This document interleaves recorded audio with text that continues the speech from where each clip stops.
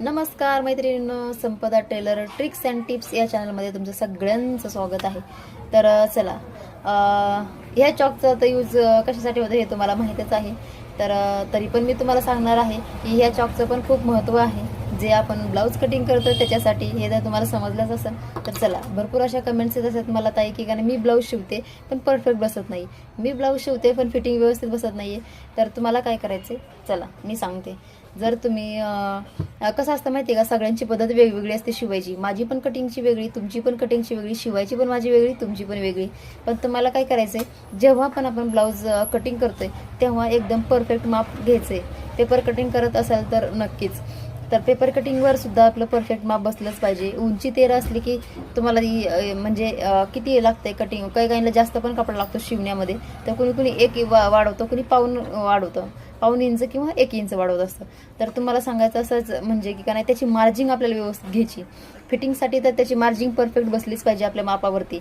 आणि फिटिंग करताना आपण जेव्हा मार्जिंग त्याची सोडलेली असते तर आपली फिटिंग घ्यायची, एकदम व्यवस्थित मोजून घ्यायची. मोजून जर माप घेतलं तुम्ही तर एकदम परफेक्ट बसणार आहे मैत्रिणींनो.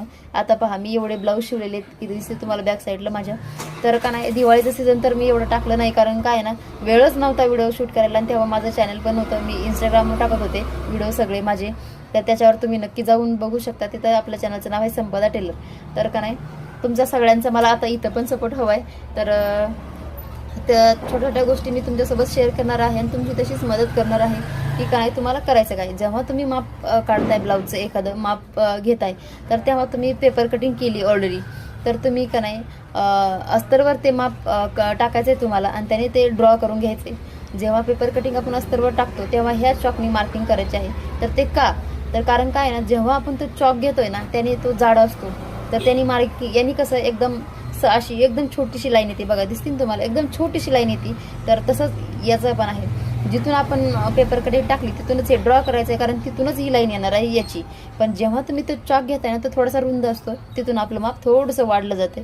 त्याच्यामुळे आपलं काय काय होतं माहिती का, आपण जे माप काढलेलं आहे ते आपल्याला माहिती बरोबर आहे, पण ते चॉकने थोडंसं वाढतंय. इतका जरी वाढलं ना कपडा तरी पण खूप फरक पडतो ब्लाऊजमध्ये.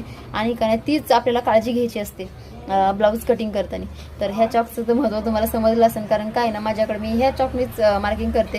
मला दुसरा दिला ना तरी पण मी करू शकते, म्हणजे ॲडजस्ट करू शकते.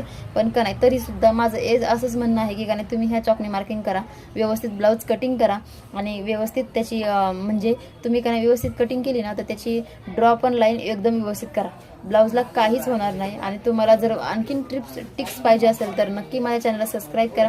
आणि तुम्हाला जर काही अडचण आली तर कमेंट्स करा. ओके. तर